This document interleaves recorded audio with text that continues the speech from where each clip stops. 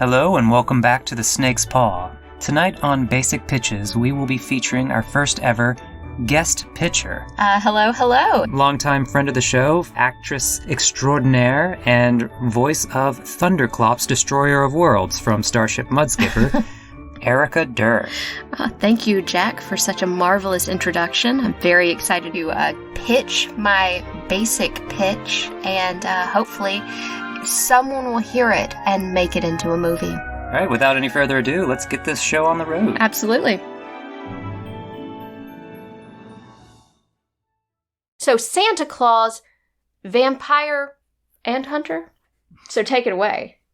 So that's our concept is that Claus, is in fact our hunter? yes. Well, I mean vampire / hunter. I gotcha. So okay. it's like renegade, outlaw hunting outlaws. Like he'll Santa come and Claus, leave you presents. Vampire hunting vampires. So- Vampire hunting vampires. Just a quick question, because if you're a vampire, you need to be invited into a house. This is great. Thank you for is that the question. chimney like the exception? Is that the secret way, like the back door that all the other vampires haven't figured out? It's an excellent question. Not so much that, but the entire concept of Christmas is inviting the spirit into your heart. So, with the erection of a Christmas tree,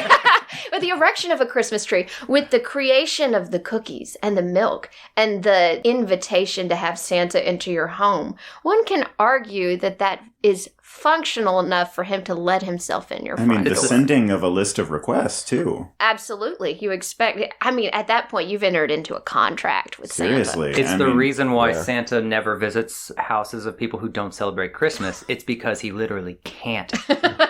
Right. Santa, especially he is Saint Nick, presumably he would be evangelizing for the Christian faith pretty heavily, but not being allowed to by virtue of his vampiric limitations, has to throw a chick tract down the chimney or something like that, which presumably gets burned up in the process, unfortunately. So then the question also becomes, is this a heartwarming story of redemption? No. If we're going to do vampire hunting vampires, we're going to see how dark can we get the Santa mythos. Yeah. And I like the idea that if we're going to say that Santa is a vampire, then of course the elves, I humbly submit that they are the ones that never made the full transition from human to vampire. They are the zombies that are thralled by Santa. Like the Renfields? Yes, they're like the Renfields. They're like the half mutated zombies that he keeps at the North Pole where the sun doesn't shine. Which then also raises other considerations, because in horror lore, there's so many different types of vampires. There's the sparkly Twilight vampires. I don't know if that's in horror We call lore. that horror lore.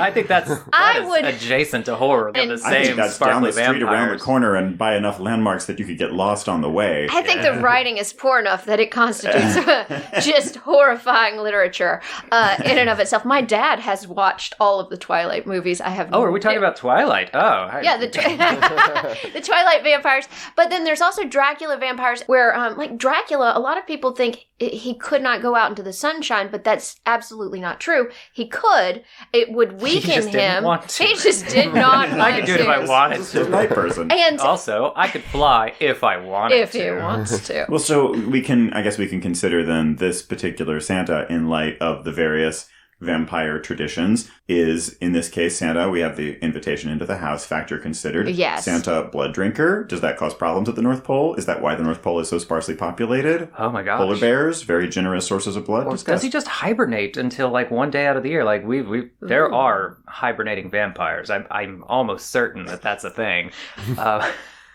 Just right. Very comfortable. If we do coffin. Underworld, they the vampire elders take turns every 100 years. Another one wakes up and also given, if decorations are any sign of Santa's activity, he's waking up sooner and sooner every year. Oh, yes. So there is a reference point for this. I haven't seen this movie, or I think it's based on a graphic novel, but 30 Days of Night? Or 40 yes, Days I've of Night, seen. whatever it is. Yeah. Of course. So did the vampires there only come out when it's dark in the Arctic Circle? Because obviously you have pretty polar extremes. I know that I follow the same. Very good. Jolly good. Polar extremes. Oh, ho, ho. We're probably not following the same official vampire rules as the 30 Days of Night, but in that one, it's basically just one day, one of their Renfields had a great idea, and it's like, I'm going to go to this town, and I'm going to burn everyone's cell phones, and then you guys can come and eat people for 30 days. It's just like an all-you-can-murder buffet. I gotta say, I really enjoy my role as the person who has not seen things. I have not seen it. I just get to hear these stories in little fragments, and welcome to my wonderful world. The original author is listening to this podcast right now. He's like, "That's not what happened." Oversimplification. You should read the comics and watch the movie. Fair. But yeah, it's. I think also we could delve into that backstory. You know, the Saint Nicholas. Like, oh God, I'm so woefully under-equipped to talk about Saint Nicholas in the actual historical aspect. But how was he sainted? How was he martyred? Is this what leads to the Saint Nicholas? Well, I'm not a Catholic, he is risen. But I think there's a rule that in order to be a saint, you have to perform 3 miracles. That could be completely wrong, but I'm sure for a vampire, that'd be the easiest thing to do. Be like, all right, miracle number 1. I can fly. Miracle number 2, I can make reindeer fly. / miracle number 3, you can suck the blood out of people and turn them into shambling zombies. So that counts as a miracle. I mean, if we can turn water to wine, why not? Why not? Why not? People into zombies. What does he do with the cookies? This version of Santa Claus, if he's not eating people, maybe he's found a way to... But if he has the elves, he must be... Oh, maybe he uses that to feed his elves. Maybe he's putting them in the empty space in the pack after. Yeah. So that his Renfields don't have to eat bugs. Oh my God. He's got a bag with enough presents for all the children of the world. Loading cookies in as you load the presents out would just be. So we were talking about going dark with this, but I feel like it's already getting more and more redemptive. I mean, he's feeding his elves cookies. And oftentimes, I feel like the origin story is so dark. So, like, do we want him to be able to have that redemptive arc? And the best villains are the ones that you can, like, really understand or at least relate to on some level. So maybe, he was part of the church and then they turned against him because the zombie thing was too much. I don't know. Like, that's kind of the plot of Priest, another vampire film. Of course. The easy one step into being a little darker is he's a vampire who's up to this point been able to contain his vampiric bloodlust with he smothers it with Christmas cheer. But we're getting more into the early 2000s or wherever we are right now, right? Okay. And Christmas cheer is dwindling and the world is getting darker and he's no longer able to hold off the anger with Christmas cheer because people just aren't Christmas cheery anymore. So you start to see the walls are cracking and he's starting to give into his vampiric bloodlust and he's like Jekyll and hiding at this point and like Mrs. Claus is doing everything she can, but the world is so dark, and then finally he just cracked. Does he get real mad about Starbucks cups? That's it. That's got to be the inciting incident. He's that was the straw. Oh, well, at least the popular coffee chain's cups still say Merry Christmas. And then Mrs. Claus is like, Chris, wait, I have to tell you something. Chris, do you want anything from Postmates? Don't say it. They don't say Merry Christmas anymore. And he just like rips off his shirt and he's like off underneath and he's like, they will all pay. So, also, other things that are extremely concerning about it, like the naughty list. So, he's already got a list of people he wouldn't feel too terribly bad about killing. Oh, that's gotta be it. Yeah, sure, the further down on that list you are, I just have to have just a taste of the blood, and then it's like he's an alcoholic, where once he tastes the person at the bottom of the naughty list, he's like, okay, next one. Just 10 more naughties, and then finally... 10 more naughties. He's drunk the blood of everyone on the naughty list, and the world has fallen into a dystopia because so many people are mysteriously dying every Christmas. And he's like, well, I guess I'm going to have to dip my fingers into this sweet, sweet, nice list. Well, you say sweet, sweet, nice list, but I think anybody who's ever eaten anything enjoys the naughty things way more than the sweet. But there aren't any more naughty kids left. He's kids? Oh, I'm talking about adults. Oh, okay. The supply is endless. All right, that's not quite as dark, I guess. He's like, I've drunk all the naughty children, so now I have to go out and fight crime and find like thieves and muggers and like drink their blood. So Santa Claus meets Batman meets vampires. Oh, how... I mean... Okay, wait. So is he way up the hunting vampires? Is that also happening? Oh, I'm sure at this point he's the last vampire. Seems like he would have really struck hard at the competition. He hunts vampires by making a blood scarcity, so all the other vampires die? Do they die if they don't drink blood? Blood scarcity, as in there's no people anymore? Yes, he just killed everyone. And then, yet again, we're doing another, this plot has been used. Almost no one. That is, oh gosh, what is the name of the movie where like vampires have taken over the world and that there aren't is that humans like left? the Mega Man or? No. That one too. I guess it's been done multiple times. So many times. I mean, but also vampire. This is gonna bug me. Vampire hunting up until a point, because if he's taken this sacred oath or whatever in order to protect people despite their presence on the naughty or nice list, there's something about hunting one's own. I mean, which has also already been done with Blade and Blade 2 and any other iterations of Blade that followed. And people don't like to talk about this. Sometimes horror movies do. You're just eliminating the competition. So, Sure, a little more, predator on predator. More naughty for me. So I looked up the answer, by the way. It was going to drive me crazy. The movie I was trying to think of was Daybreakers, where all the people are gone. There aren't any people left. It's just vampires. But the way I got there was I knew it was a Willem Dafoe movie, so I tried to search for Willem Dafoe vampire movie. Evidently, he's done a lot of vampire movies. My goodness. So good for Willem. He's just off-putting enough. He's just unbelievable. He's been a vampire a lot of times. Or maybe he's just a Maybe vampire. He is a vampire. Has anyone ever seen Willem in the daylight? To type again and again. So I've got a proposal for the arc of our story. So maybe this starts out with Santa Claus, vampire, being a hero because he's eliminating all the other vampires. Like, oh, he's going around, he's killing vampires, he's hunting them down, he's fighting the good fight. He's got all the other days of the year besides Christmas to do it. Exactly. And then, like, the turning point is that, he's only been doing this so he has unfettered access to all the blood in the world. Like, he's just, as you said, been eliminating the competition. Mm-hmm. And then the rest of the film is just a bloodbath of Santa Claus just murdering people. I kind of like also like the same start, but taking it in like, if this is the origin story for him, he's killing all the other vampires, getting ready, basically making his village, because this is Santa Claus original circa 1400, wherever he started from, I don't know. He's killed Krampus, he's killed all the other vampires, and he's just getting ready to feast on everyone. But then everyone's like throwing a party for him in a parade, and this is when he learns that I can feed off of Christmas cheer. I don't need to eat people. I can just hibernate for 364 days and then keep up the Christmas cheer. And then fast forward to as the cheer Starbucks cups are gone. Yeah. And that's when it's like, well, I tried. With respect to the Santa Claus story, too, and maybe you can tell me this, Jack.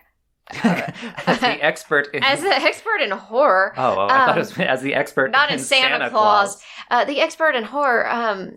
How many of them are actual Santa Clauses that are committing the murders, and how many are stand-in more than Santa you would Clauses? expect, actually. Okay, the stand-in Santa Clauses, there's a bunch of them where it's just a crazy person dressed as Santa, but the wrestler Goldberg was a crazy Santa. There's rare exports where they accidentally capture Santa, who is like some sort of, like you said, Eldritch demon. So the answer is more than you would expect.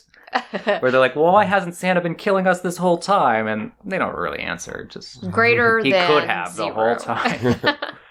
It lends itself very much so to really good packaging as well. I mean, the taglines write themselves. Most Christmas songs, I mean, they're based on this man who watches you. Who he sees you when you're sleeping. Well, and a great tagline, in my opinion, is just, you better watch out.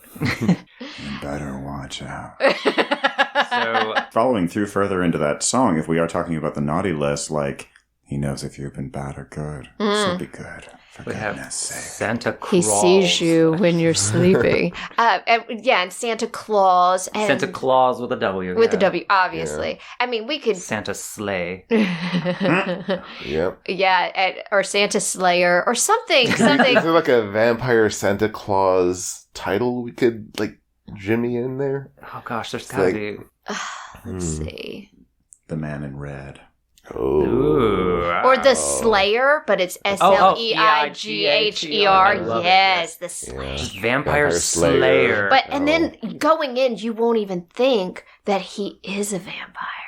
So that could be a twist. That's the twist at the halfway point. Twist, before everything devolves. He's killing all the vampires, and then and then he like has his vampire teeth when he goes out to eat his villagers who are praising him. Yeah, and like whenever he was like sacrificed as a saint. He can be killing the vampires, and then he's turned by one, and he self-loathes and vows to kill all the vampires, and then like we go into Jack's like bloodlust thing. Like it's eventually my too much. Really exciting production opportunity because apparently Saint Nicholas, if Wikipedia is to be trusted, was a 3rd century CE Christian bishop in a Greek city in modern Turkey, and so and when it was part of the Roman Empire, so we could have like sort of a Spartacus moment. Oh yeah, we can. I mean, I don't even know what we could Greek throw in a joke about Asia how Minor looked like. But I'm going to have a turkey design the feast. hell out of it.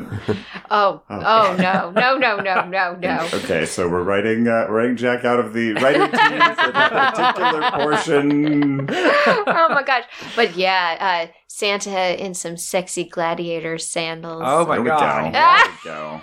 See, I would watch just that movie. It's like Santa it's really Claus just Gladiator, like where he's blood fighting and vampires. sand type. Oh, I hate to do this, but that's Roman actually movie. been done already too. The Vampire Gladiator was What? And you only find at the end that it's Santa Claus. Well, no, that part didn't happen. But Oh well, then surprise twist ending. Okay. it wasn't Santa. Surprise twist. This was just an intermission of a different movie.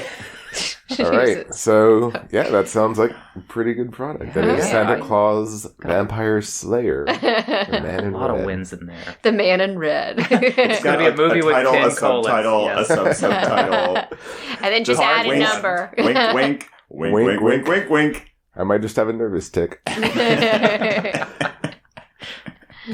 And how do you? Okay, so in the voiceover, how do you say a subtitle? It's Santa Claus, Vampire Hunter, the Man in Red.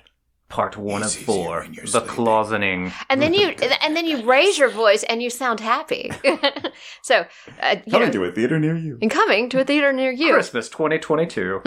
spread some good cheer. God, y'all, we do need a redemptive story for Christmas 2022. Let's keep brainstorming. Well, I mean, like I've always said, you can always make it better by giving him a dog sidekick. Yeah.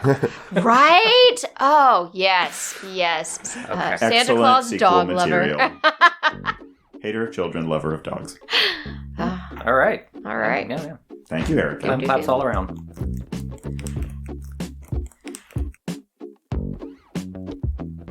This has been The Snake's Paw with basic pitches featuring Matthew Morris, Andrew Farrier, Jack Townsend, and our guest pitcher, Erica Durr.